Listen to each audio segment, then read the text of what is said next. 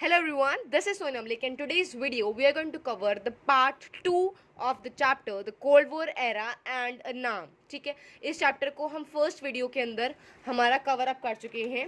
यहाँ तक अलायंसेस भी हम स्टडी कर चुके थे.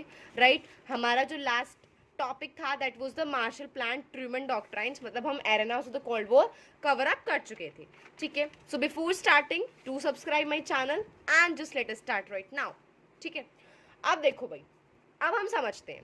अब यहाँ पे हमारा मेन क्या रहेगा, हमने स्टडी किया बाईपोलैरिटी, मतलब दो पोल्स में चेंज हो गई थी, यूएसए एंड यूएसएसआर. यूएसए यानी कि democracy, USSR means communism. Communism means एक ऐसा पॉलिटिकल आइडियोलॉजी की स्टेट जो है वो सब कुछ अपने अंडर रखेगी और लोगों को एम्प्लॉयमेंट देगी, हेल्थ देगी, मतलब पूरे नेशन को एक फील्ड बनाकर उसको इक्वली डिवाइड करके लोगों को एम्प्लॉयमेंट देगी. एंड यूएसए ने कहा भाई मैं पूरा फील्ड ना सबको ऐसे ही दे रहा हूँ, जिसके अंदर कैपेबिलिटी है आओ और ले लो. ठीक है, बिल्कुल इजी क्लियर टर्म्स में. Democracy, this is your liberalism and communism. फिर था डेमोक्रेसी एंड सोशलिज्म, मतलब स्टेट की चलेगी सब कुछ. डेमोक्रेसी मतलब लोग अपॉइंट करेंगे गवर्नमेंट को. ठीक है, क्लियर है. अभी चलो चलते हैं. अब क्या हुआ, चैलेंज टू बाइपोलैरिटी से पहले हमें समझना होगा ऑलवेज रेडी टू फाइट, मतलब क्या थे ये, वो सोल्जर्स थे जो रेडी टू फाइट वाले, है ना. सॉन्ग याद आ रहा होगा. तो क्या थे ये रेडी टू फाइट वाले हमारे सोल्जर्स थे. सो अभी इन्होंने क्या कहा, इनका बेसिकली ये था कि if one soldier miscalculate the number of weapons, मतलब अगर एक सोल्जर जो है या फिर जो दूसरा सामने वाला जो नेशन है वो अगर वेपन्स को मिसकैलकुलेट करता है, हमारे पास कम है ज़्यादा समझ ले, ज़्यादा है कम समझ ले. दूसरी चीज़ क्या हो सकती है, हमारी इंटेंशंस को गलत समझ ले. मान लो अगर एक सोल्जर खड़ा है बंदूक लेके, समझ ले कि सामने वाला वार करने वाला है, ऐसा नहीं था, तो मिसअंडरस्टैंडिंग वहाँ पर हो सकती थी, न्यूक्लियर एक्सीडेंट हो सकता था. तो उन्हें हमेशा ही बिल्कुल रैशनली और ऑलवेज रेडी, मतलब हर वक्त उन्हें बिल्कुल तैयार रहना था कि न जाने कब जो है लड़ाई हो सकती है. सो अब भी हम स्टडी करते हैं. देखो दो पोल्स थे, ये था कि अभी तक ये था कि पूरे वर्ल्ड को दो पार्ट्स में डिवाइड होना है, आइदर दिस और दैट. आपके पास थर्ड ऑप्शन तो था ही नहीं, और यही थर्ड ऑप्शन मतलब हमारी बाइपोलैरिटी का चैलेंज लेकर आया नाम, that is non aligned movement. यानी कि हमें किसी के साथ भी अलाइंड, मतलब किसी के साथ भी नहीं होना है, एक मूवमेंट था. यहाँ पे बेसिकली क्या हुआ, 5 मेन लीडर्स थे, इंडियन, इजिप्ट, गाना एंड यूगोस्लाविया और इंडोनेशिया. इंडिया के अंदर से जवाहरलाल नेहरू, ठीक है, इजिप्ट जी अब्दुल नाजिर, ठीक है, गाना में थे क्वामे नक्रूमा, Yugoslavia Joseph brows टीटो, Indonesia Sukarno. ये 5 लीडर्स थे, इन्होंने मिलकर सोचा कि क्यों ना एक थर्ड ऑप्शन बनाया जाए. देखो अभी क्या हुआ था, जो अफ्रीकन और एशियन कंट्रीज थी अभी अभी तो उन्होंने इंडिपेंडेंस ली थी.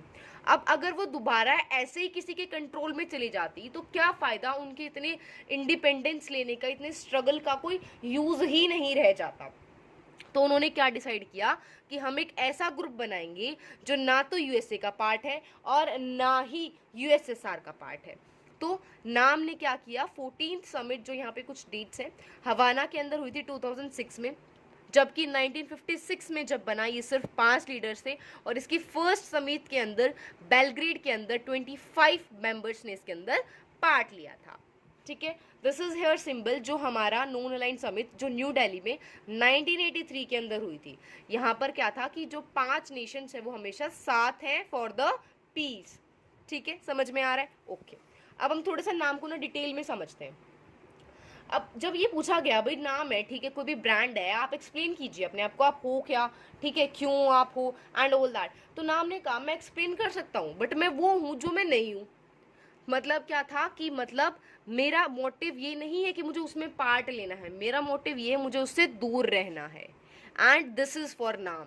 तो नाम ने क्या कहा, it was not being a member of alliance, मतलब एक ऐसा ग्रुप जो दोनों ही अलायंस में नहीं जाना चाहता वो हमारे ग्रुप में आए जो फ्री है. अब नॉन अलाइन के बारे में एक बात की गई कि इट इज़ नॉट आइसोलेशनिज्म और न्यूट्रलिटी.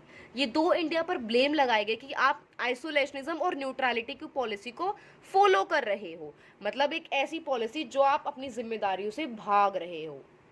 अब ये दो भारी भारी वर्ड्स का मतलब क्या था. देखो आइसोलेशनिज्म, आइसोलेशनिज्म मतलब क्या होता है कि अपने आप को आइसोलेट कर लेना, अपने आप को मतलब एक बंद कमरे में बंद कर लेना। तो अब इसका मतलब क्या था आइसोलेट करने का मतलब कि remaining aloof from world affairs, कि वर्ल्ड में कुछ भी चल रहा हो मुझे कोई मैटर नहीं है, मैं इससे दूर रहने वाला हूँ। और ये पॉलिसी थी अमेरिका की, जब 1787 से लेकर फर्स्ट वर्ल्ड वॉर तक अमेरिका ने इसी पॉलिसी को फॉलो किया।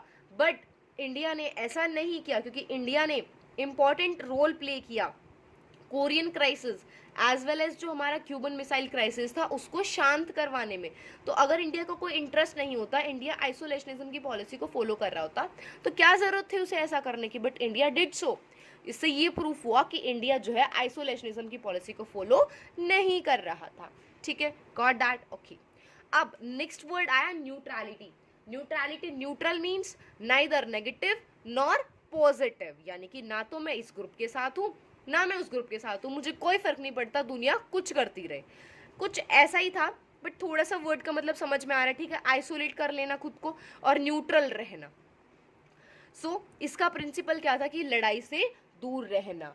एंड दूसरा क्या था, नॉट, अब लड़ाई से दूर रहना तो मुझे कोई फर्क नहीं पड़ता कि लड़ाई खत्म हो या लड़ाई चालू हो, बट इंडिया ने पार्टिसिपेट किया कोंगो और क्यूबन क्राइसिस के अंदर उस लड़ाई को शांत करने के लिए। अब हम बात करते हैं स्पेसिफिकली इंडिया की, कि India and the cold war, कि इंडिया का कोल्ड वॉर से क्या कॉन्टेक्स्ट था। देखो इंडिया ने पार्टिसिपेट किया कोल्ड वॉर के अंदर किसके through, it was all through the नाम। ठीक है, नाम के थ्रू ही हमारा इंडिया आया था, तो इंडिया का रिस्पॉन्स भी हम इसी के अकॉर्डिंग समझेंगे। सबसे पहला रोल इंडिया का अंदर क्या था कि इंडिया ने जो दूसरी डीकोलोनाइज मतलब जो कंट्री पहले किसी की कॉलोनी रह चुकी हो, मतलब India was a colony of the Britain, तो जो किसी की पहले कॉलोनी रही हो और उसने इंडिपेंडेंस गेन की हो, वो हमारा होता है डीकोलोनाइज्ड। ठीक है, उनके लिए भी आवाज उठाई। दूसरा, इसने स्पेशली इस बात का ध्यान दिया कि मैं किसी भी ग्रुप का पार्ट ना बनूं।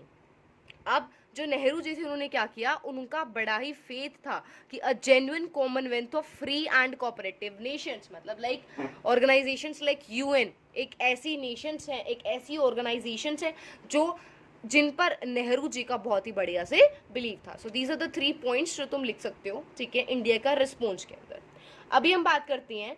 ठीक है, इंडिया ने रिस्पॉन्स तो किया, बट इससे इंडिया को फायदा क्या हुआ, इंडिया को क्या बेनिफिट हुआ। सबसे पहली बात, सबसे पहला बेनिफिट क्या था कि इंडिया इतना कैपेबल बन चुका था कि वो एक सुपर पावर को दूसरे के खिलाफ बैलेंस कर पा रहा था। वो कैसे, अगर उसको लगता कि एक पावर मुझे फोर्स कर रही है तो मैं दूसरी की तरफ झुक सकता हूँ, अगर उसे लगता कि दूसरी पावर मुझे फोर्स कर रही है तो पहली की तरफ झुक सकता हूँ। समझ रहे हो, तो एक बैलेंसिंग वाला काम कर रहा था। दूसरा क्या था, इंडिया अपने इंटरनेशनल स्टैंसेस एंड इंटरेस्ट, मतलब एक इंटरनेशनल स्टैंड ले पा रहा था। जहां पर भी इंडिया को ऐसा फील होता कि मुझे कुछ इस बारे में कहना चाहिए, like Cuban missile crisis, India का बहुत इंपॉर्टेंट रोल रहा था उसको सॉर्ट आउट करने में। बिकॉज क्या था, इंडिया अपनी एक व्यू पॉइंट रख रहा था, India was a group of Nations right now, मतलब इंडिया एक ग्रुप बन चुका था अभी। क्यों, बिकॉज इंडिया एक मेजर लीडर बन चुका था नाम का। अब देखो ठीक है भाई, अच्छी चीज़ थी, बट इसकी ना कुछ क्रिटिसाइज किया गया इसको ना, किस बेसिस पे, तो सबसे पहला क्या था, अनप्रिंसिपल्ड, मतलब आपका कोई प्रिंसिपल नहीं है। क्यों ऐसे इसको बोला गया कि आप सिर्फ अपने इंटरेस्ट लेने के लिए, मतलब ये कह रहे हैं कि आप ना दोनों हाथों में लड्डू रखना चाह रहे थे कि ये भी खा लूं और वो भी खा लूं, बट आप एक स्टैंड नहीं ले पा रहे हो कि मुझे फाइनली लड्डू खाना कौन सा है। सो ऐसा ही कहा गया कि मतलब आप बहुत ज़्यादा अनप्रिंसिपल्ड हो, आप डिसाइड नहीं कर पा रहे हो, आप सिर्फ अपने इंटरेस्ट के लिए ये चाह रहे हो कि मुझे दोनों तरफ से बेनिफिट्स मिले, इसलिए आप ये पॉलिसी लेकर आए हो नाम की। दूसरा क्रिटिसाइज क्या किया गया था, it was inconsistent and contradictory posture, मतलब इनकंसिस्टेंट कि तुम्हारे पास ना कैपेबिलिटी नहीं है, और कॉन्ट्राडिक्टरी पोस्चर मतलब जो तुम दिखा रहे हो वैसा नहीं हो, मतलब ये क्या था। अब इसको कैसे सही प्रूफ किया गया था, जब इंडिया ने ट्रीटी ऑफ फ्रेंडशिप साइन की थी यूएसएसआर के साथ। अब यहाँ पर क्या किया था, लोगों ने माना कि ये एक, इंडिया ने ना बेसिकली यूएसएसआर को ज्वाइन कर लिया है, बट इंडिया ने ऐसा मना किया क्योंकि इंडिया ने कहा कि ये मुझे नहीं रोकेगी कि मैं यूएसए के साथ अच्छे रिलेशंस बनाऊं, बिकॉज इंडिया को उस टाइम पे रशिया की हेल्प चाहिए थी जब हमारी पाकिस्तान यानी कि बेसिकली बांग्लादेश के साथ जो है लड़ाई हो रही थी उस टाइम पे। 1971 की बात यहाँ पे की जा रही है, ठीक है। दोनों ही पॉलिसीज को इंडिया ने गलत साबित किया था। अब हम बात करते हैं नाम इन प्रेजेंट कॉन्टेक्स्ट। कॉन्टेक्स्ट क्या होता है? सर्कमस्टांसेस। सर्कमस्टांसेस मीन्स कि परिस्थितियां, कि नाम जो है प्रेजेंट एनवायरनमेंट में, प्रेजेंट आज क्या उसकी रेलेवेंस है और क्या उसकी इररिलेवेंस है। तो देखो, जब भी हम यहाँ पे आंसर भी लिखेंगे तो बहुत कॉमन आंसर होता है। इररिलेवेंस के अंदर क्या होता है कि इसकी जो स्टार्टिंग में रेलेवेंस थी, बिकॉज नाम क्या था कि किसी भी ग्रुप का पार्ट नहीं बनना, बट आगे आने वाले चैप्टर से हम समझेंगे कि अभी दोनों में से कोई भी ऐसा नहीं है, सिर्फ एक सुपर पावर बची है, तो दूसरे का तो आप पार्ट बनोगे ही नहीं, तो वो वाली चीज़ तो खत्म हो चुकी, तो तीसरे का फायदा क्या? मतलब दो ग्रुप लड़ने वाले थे तो उनमें से एक ग्रुप हार चुका है, तो मीडिएटर का तो कोई रोल रहा ही नहीं ना, ठीक है। बट इसकी रिलेवेंस कुछ अभी भी थी। तो रिलेवेंस क्या थी? ये वर्ल्ड को एक अल्टरनेट ऑर्डर लेकर आया कि अगर ऐसा नहीं है कि आपको इंटरनेशनल स्टैंड लेना है तो आपको किसी सुपर पावर का पार्ट होना होगा। इसने वर्ल्ड को एक एग्जाम्पल सेट किया कि अगर आपको इंटरनेशनल स्टैंड लेना है तो आप वो खुद ले सकते हो, और छोटी कंट्रीज को बड़ी कंट्रीज का फॉलोवर होने की ज़रूरत नहीं है। एंड कुछ टाइम बाद जो हमारा नाम था वो एक न्यू ग्रुप में कन्वर्ट हो गया, एक इकोनॉमिक प्रेशर ग्रुप। मतलब इकोनॉमिक प्रेशर ग्रुप क्या होता है? कुछ कंट्रीज जो अपनी स्ट्रेंथ की वजह से, स्ट्रेंथ मींस नंबर में ज़्यादा होने की वजह से, रिचर कंट्रीज पे प्रेशर डाल सकती हैं कि आप ऐसी पॉलिसीज बनाइए जो हमें फेवर करे। कैसी? मतलब अपने ग्रुप में, अपनी कंट्रीज के अंदर हमारे जो प्रोडक्ट्स हैं उनको बेचने की इजाज़त दीजिए, अपने प्रोडक्ट्स हमारे यहाँ पर कम लेकर आइए, यहाँ पर इन्वेस्टर्स को बुलाइए। इस तरीके की पॉलिसीज जो बर्डन डाल सकती हैं हमारी रिचर कंट्रीज के ऊपर, ठीक है। This is all, we have completed a chapter within 2 parts, ठीक है। पूरा जो चैप्टर है हम डिटेल में यहाँ पर स्टडी कर चुके हैं। न्यू जो आपका पार्ट होता था वो अभी नहीं है, ठीक है। Chapter is whole covered. I hope you have got it. If you have any doubts, do let me know in the comment section and do subscribe my channel as well as share it with your friends.